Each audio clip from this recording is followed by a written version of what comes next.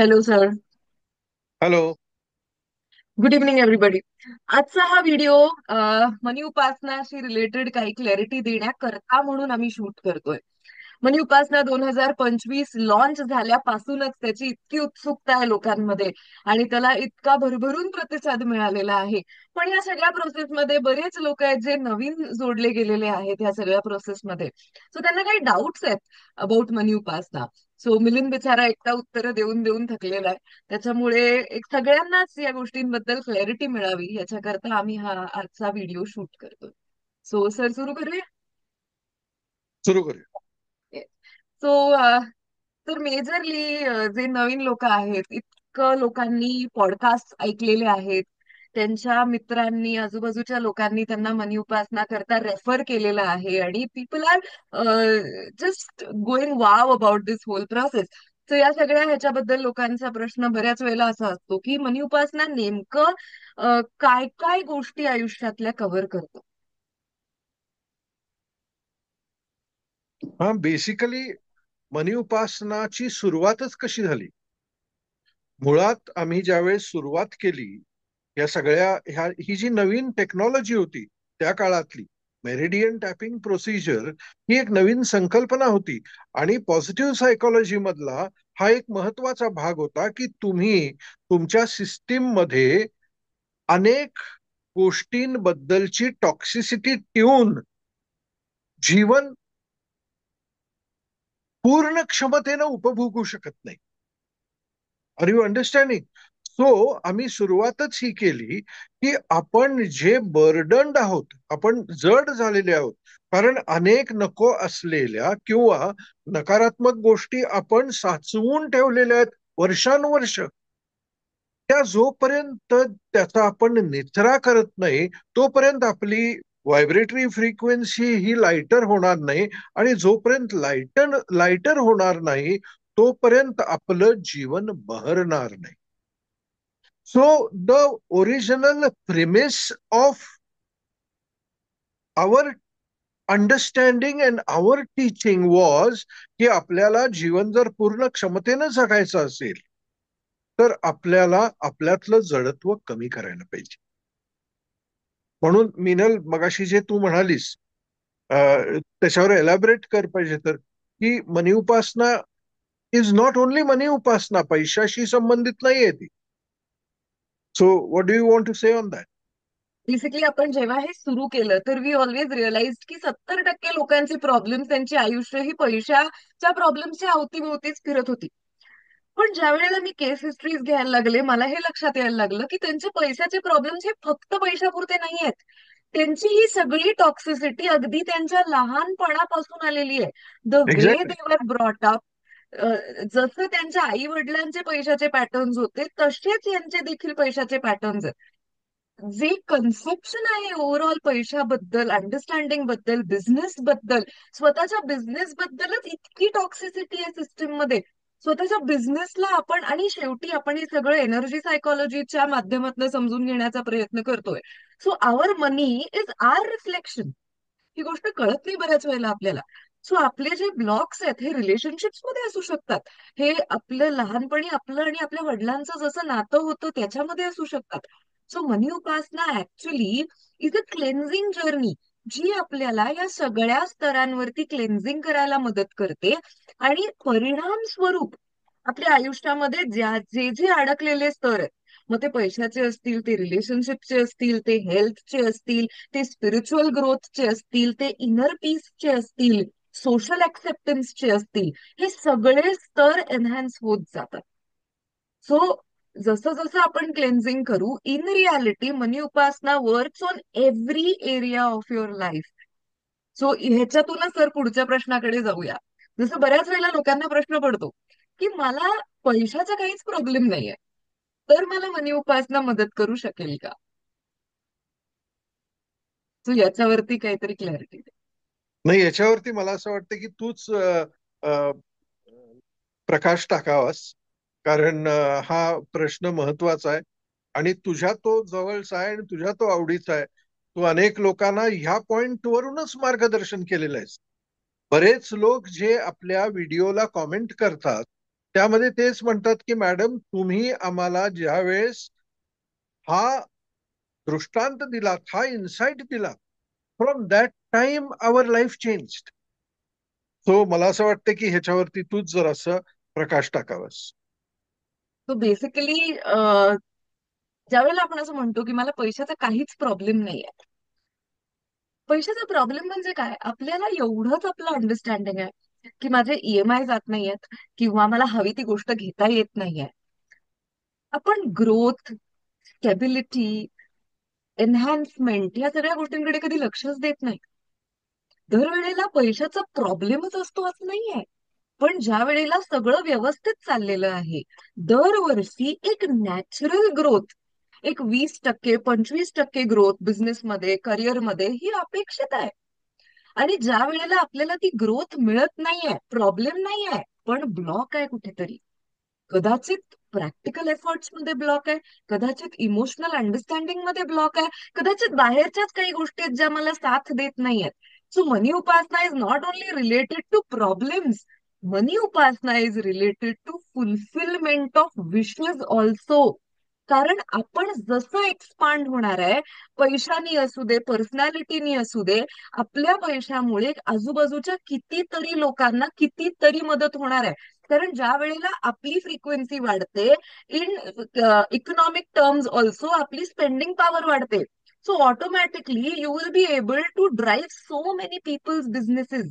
कितीतरी लोक तुमच्यावरती अवलंबून राहायला लागतील. हा एक्सपान्शन जो आहे, सो ती ग्रोथ अचीव करायला पण मनी उपासना मदत करते. मला बऱ्याच वेळेला असा हा प्रश्न विचारतात लोक की काही लोकांकडे पैसे आहेत, मग त्यांना मनी उपासनाचा काय उपयोग होतो. ज्यांच्याकडे नाही आहेत त्यांना असं वाटतं की ह्याच्याकडे भरपूर पैसे आहेत, पण ज्याच्याकडे आहेत त्याला त्याचा पुढचा दिसत असतो की आता माझी कंपनी एवढी 200 करोड टर्नओव्हर वरती आहे, मी 500 कोटी कधी करणार आहे. सो त्याची रेस त्या 500 CR साठी चाललेली आहे, जिथे तो जाऊ शकत नाहीये. तो जाऊ शकत नाहीये म्हणजे काय, की त्याला त्या 500 CR पर्यंत नेण्याकरता काहीतरी ब्लॉक आहे. सो पैसे असणाऱ्यांनी पण जर त्यांच्यावरती क्लेन्झिंग थ्रू काम केलं, तर त्यांचे जे ड्रीम्स, ऍस्पिरेशन्स आहेत, हे ऍब्सल्युटली फुलफिल होतात. So you want to add anything? नाही नाही, आणि गंमत बघ ना, बरेच वेळा लोक असा प्रश्न विचारतात आम्हाला की ज्या लोकांच्याकडे पैसा आहे ते कुठं म्हणे उपासना करतात.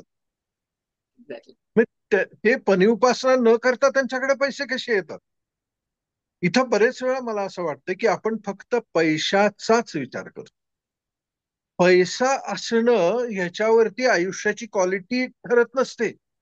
म्हणजे ज्या व्यक्तीकडे पैसा आहे त्याचं आयुष्य देखील, आयुष्याची क्वालिटी देखील एकदम एनरिच्ड आहे अशातला भाग नाहीये.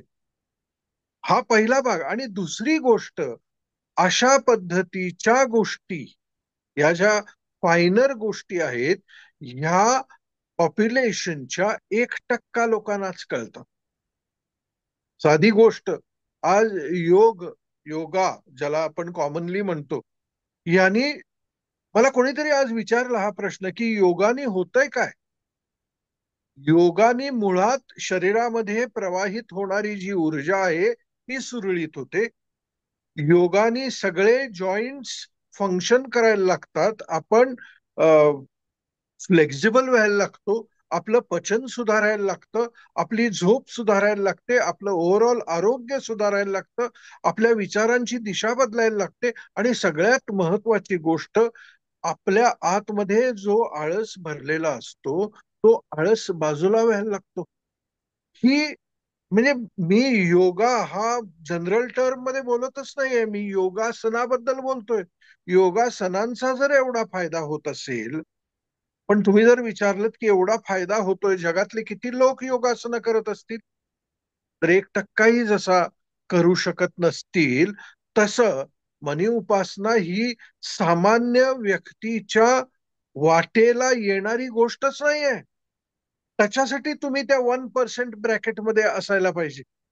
आणि म्हणूनच जे 1% ब्रॅकेटमध्ये असतात तेच, म्हणून मिनल मगाशी म्हटली ना, नॅचरल ग्रोथ, नॅचरल ग्रोथ व्हायला पाहिजे.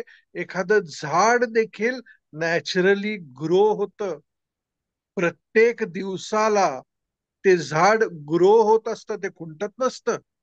सो आपली देखील नॅचरल ग्रोथ एक मनुष्य म्हणून व्हायला पाहिजे ना, ती आणि उपासनानी होत असते. पण जे ह्या दिशेकडे बघतच नाहीत, त्यांची बघण्याची फितरतच नाही, त्यांना हे होणार कसं, त्यांना दिसणार कसं? म्हणून त्यांच्याकडे सगळ्यांच्याकडे पैसे आहेत ते लोक मनी उपासना करू शकत नाही, बिकॉज तर इट इज नॉट. याच्याला मला एक ऍड करायचंय. एकदा अभिनंदननी तुम्हाला हा प्रश्न विचारला होता की त्याला कुठलीही गोष्ट मिळवण्याकरता टॅपिंग करावं लागतं किंवा मोठे पेशंट मोठे काहीतरी जे काय त्याला काहीतरी करावं लागतं टू गेट दॅट. पण त्याचे जे काही मित्र आहेत ते कुठे काय करतात, त्याचा असं प्रश्न होता की ते कुठे काय करतात, ते टॅपिंग करत नाही, त्यांना हे काही माहित पण नाहीये. मग त्यांच्या आयुष्यामध्ये पैशाचा एवढा सुरळीत फ्लो कसा सुरू राहतो? तो त्याला जे तुम्ही उत्तर दिलं होतं ते खरंच तुम्ही द्यायला हवं इथे. मला आता आठवत नाही मी काय उत्तर दिलं होतं, तुला आठवत असेल तर तूच दे. बेसिकली हेच तुम्ही त्याला सांगितलं होतं की आपली पैशाची जी कंडिशनिंग आहेत हे एकतर आपल्या जेनेटिक्स मधनं येतात, आपल्या पास्ट लाईफ मधनं येतात, लहानपणापासून आपण जे काही अनुभवत बघत लहानाचे मोठे झालोय तिथून येतात. सो ज्या वेळेला आपल्याला दिसतं की एखाद्याच्या लाईफमध्ये विदाऊट ब्लॉक, हे आपल्याला इन रियालिटी माहित नसतं. आपल्याला दिसताना ऍज अ थर्ड पर्सन दिसतं की अरे ह्याच्या लाईफ मध्ये किती मस्त चाललंय. म्हणजे त्याच्याशी बोलताना तुम्ही त्याला अगदी त्या डेंटिस्ट्रीतली उदाहरणं देऊन सांगितलं होतं की तुला दिसतंय की याचं क्लिनिक इतकं मोठं आहे, याचं क्लिनिक दोन, एकाची दोन झाली, दोनाची चार झाली, त्याच्यातनं त्यांनी एक गाडी घेतली, चार गाड्या. त्याचा ऍक्च्युअल स्ट्रगल तुला माहित नाहीये इन रियालिटी. आणि दुसरी गोष्ट, त्याचे आई वडील तुझे आई वडील नाहीयेत. सो त्याचं जे जेनेटिक प्रोग्रामिंग आहे पैशाचं ते तुझं जेनेटिक प्रोग्रामिंग नाहीये पैशाचं. त्यानं लहानपणापासून पैशाबद्दल जी अवस्था अनुभवलेली आहे त्याच्यामुळे त्याचे जे काही परसेप्शन्स आहेत पैशाचे, हे तुझं परसेप्शन नाहीये पैशाचं. बरोबर, बरोबर आहे. त्याच्यामुळे त्याच्या आयुष्यात पैसा जो येतोय हा अनब्लॉक्ड येतोय तुझ्या दृष्टिकोनातून. पण त्याला असं वाटत असेल की त्याच्यापेक्षा आणि पुढे मोठी माणसं आहेत ना. असणार की, बरोबर आहे. So त्याला असं वाटतंय की मी त्या लेवलला कधी पोहोचेन, पण तू त्याच्या खाली असल्यामुळे तुला असं वाटतंय की अरे ह्याच्या लेवलला मी कधी पोहोचेन. सो बिकॉज आपण लिमिटिंग बिलीफ्स अनुभवत लहानाचे मोठे झालोय किंवा आपण एक नेगेटिव्ह पास्ट पैशाबद्दल अनुभवत लहानाचे मोठे झालोय, त्याच्यामुळे आपण कितीही टॅलेंटेड असलो पण पैशाशी रिलेटेड आपल्या सिस्टीम मध्ये कॉन्शियस, सबकॉन्शियस, अनकॉन्शियस इतके ब्लॉक्स आहेत. सो ज्या वेळेला आपण टॅपिंग करतो त्यावेळेला काय घडतं, टेम्पररीली ते ब्लॉक्स बाजूला जातात, आपली फ्रिक्वेन्सी वाढते आणि त्या वाढलेल्या फ्रिक्वेन्सीला मग प्रतिसाद मिळतो. मग त्याच्या पुढे त्याचं म्हणणं असं होतं की मग मी बंद केलं करायचं की मग का परत पहिल्यासारखं होतं. So that time you told him की ज्या वेळेला आपण हे करायचं बंद करतो त्यावेळेला ज्या प्रवृत्ती आहेत आपल्या किंवा जे कंडिशनिंग कोडिंग आहे हे परत हावी होतं आपल्यावरती आणि परत मग पहिल्यासारखी गोष्ट निर्माण व्हायला लागते. परत आपण टॅपिंग केल्यावरती परत ते रिलीज होतं, परत फ्रिक्वेन्सी वाढते. आणि so this is an ongoing process. Once we नाही, रिअलाइज. नाही, म्हणूनच बरेच वेळा लोक विचारतात ना की आम्ही रिपीटर आहे, आम्ही ऑलरेडी मनी उपासना केलेली आहे, आम्ही परत मनी उपासना करण्याची गरज आहे काय? तर हे तू म्हणतेस तेच त्याचं उत्तर आहे ना, की तुम्ही ज्यावेळेस ह्या काय म्हणतात त्याला क्लेन्झिंग सोडून देता, त्यावेळेस ही जुन्या प्रवृत्ती परत हवी व्हायला लागतात तुमच्यावरती, परत त्या ताबा घ्यायला लागतात तुमचा. आणि then you come back to square one. आणि म्हणून तर आज 12वं वर्ष आहे मनी उपासनाचं. परवाच कोणाला तरी आपण विचारलं, तुला आठवत असेल तर, की बाबा किती वर्ष तू मनी उपासना करतोस? तर तो म्हणाला की मी 12 वर्ष, हे 12वं वर्ष असणार आहे माझं. तो 12 वर्ष त्याला असं का वाटलं की आपण मनी उपासना करावी? कारण त्यांनी ते अनुभवलेलं असतं की मनी उपासना केल्यानंतर त्याच्यामध्ये अंतर्बाह्य जो काही फरक त्याला जाणवत असतो, ती मनी उपासना संपल्यानंतर परत तो बॅक टू त्याच्या ओरिजिनल निगेटिव्ह स्टेटला येत असतो.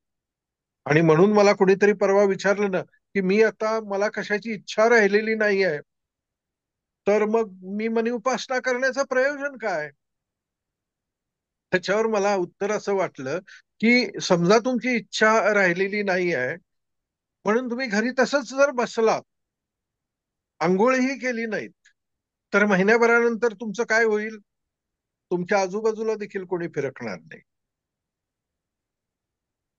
मनी उपासना इज ऑल अबाउट क्लेन्झिंग.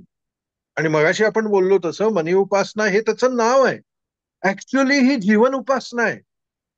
जसं आंघोळ केल्यानंतर मी विरक्त झालेलो आहे, मग मला आंघोळ करायची काय गरज आहे? गरज आहे त्या शरीराला स्वच्छ ठेवलं पाहिजे आपण. तसं आंतरिक शरीर जे आहे, त्या सगळ्या धारणा आहे, ते सगळं आपले बिलीफ सिस्टीम्स आहेत, निगेटिव्ह कोडिंग आहेत.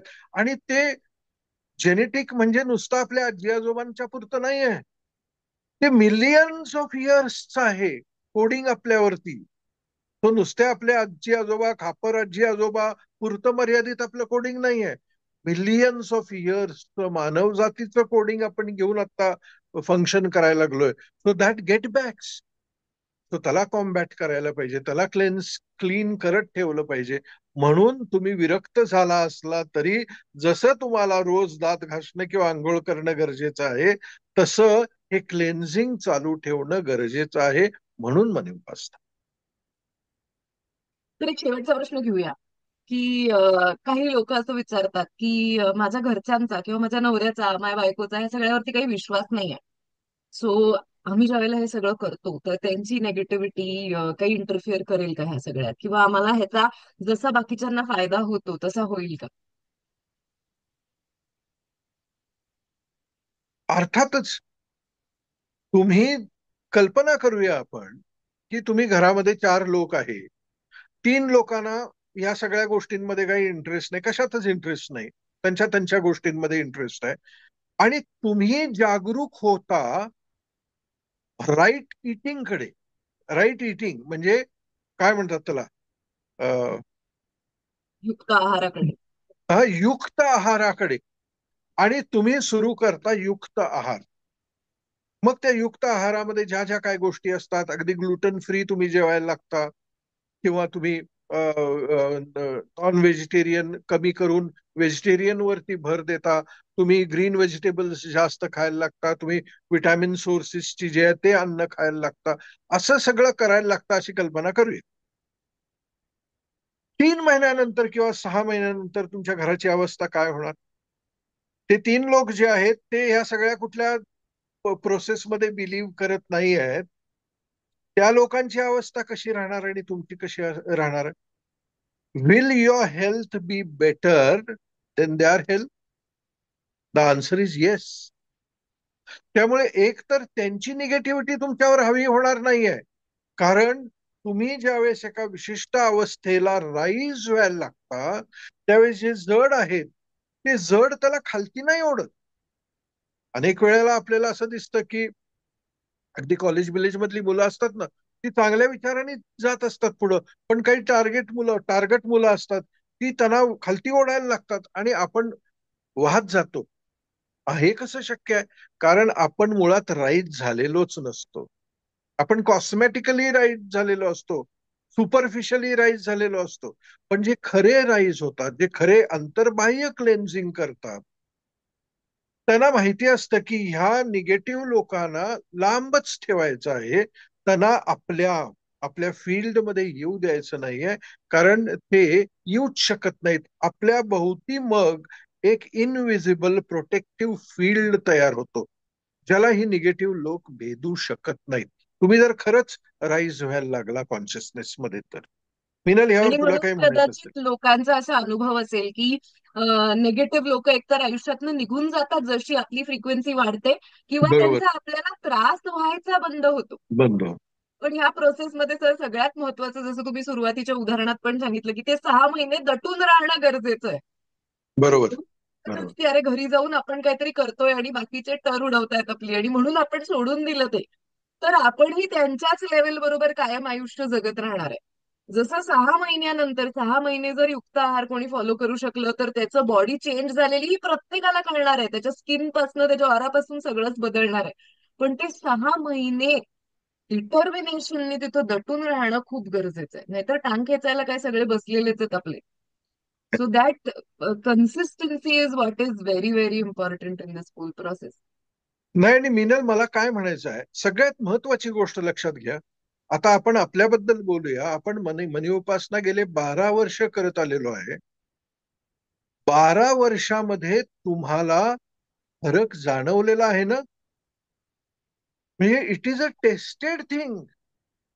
म्हणजे अक्रोड खाल्ल्यानंतर, बदाम खाल्ल्यानंतर, ऑलिव्ह ऑइल खाल्ल्यानंतर किंवा ओमेगा 3 खाल्ल्यानंतर शरीराला पूरक काहीतरी घटक मिळतो, हे जसं प्रूव्हन आहे, ते आता सिद्ध करायची गरज नाहीये. सो हे प्रूव्हन आहे. 12 वर्ष म्हणजे एक तप झाला. एक तप लोक अनुभवतायत हे. म्हणजे जे आपण करतो आहोत ह्याच्यामध्ये काहीतरी सबस्टन्स आहे ना. आणि म्हणून ह्या वेळेला मला एक गोष्ट फार इंटरेस्टिंग वाटली, की जे रिपीटर्स म्हणजे जे ऍडव्हान्स मनी उपासना करणारे आहेत ना, ते ह्या वर्षी मॅक्झिमम आहेत. म्हणजे एरवी जेवढे असतात त्याच्यापेक्षा जास्त आहेत या वर्षी. कारण त्यांना असं जाणवलं असेल की येस, आपण या रेसमधून बाहेर पडून उपयोगी नाही, आपण या ग्रुव्ह मधून बाहेर पडून उपयोगी नाही, नाहीतर परत आपण झिरोला येणार आहे. तो पॉडकास्टमध्ये मला सगळ्यांनी तेच सांगितलंय ना, की annual basically help them a lot.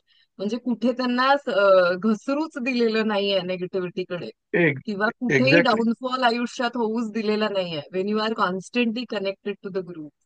Exactly, exactly. आणि if you miss this opportunity, एक वर्ष परत होणार नाहीये, कारण सगळेच हा, एक वर्कशॉप वर्ष थांबावं लागणार. एकदाच होतात. तो बरोबर. आणि एक वर्ष स्ट्रगल करत राहायचंय का आयुष्य बदलायचंय, हा चॉईस तुमच्याकडे आहे. So exactly. मनी उपासना रिगार्डिंग ज्या काही क्वेरीज होत्या त्याच्याबद्दल बरंच स्पष्टीकरण ह्या व्हिडिओज मधनं आम्ही देण्याचा प्रयत्न करतोय. सो आणि काही प्रश्न असतील तर कॉमेंट सेक्शन मध्ये तुम्ही अवश्य टाका, त्याची उत्तरं तुमच्यापर्यंत पोहोचवली जातील. Thank you. And we will see you on the 16th in Pune and 23rd in Mumbai. Thank you. Thank you so much. Thank you.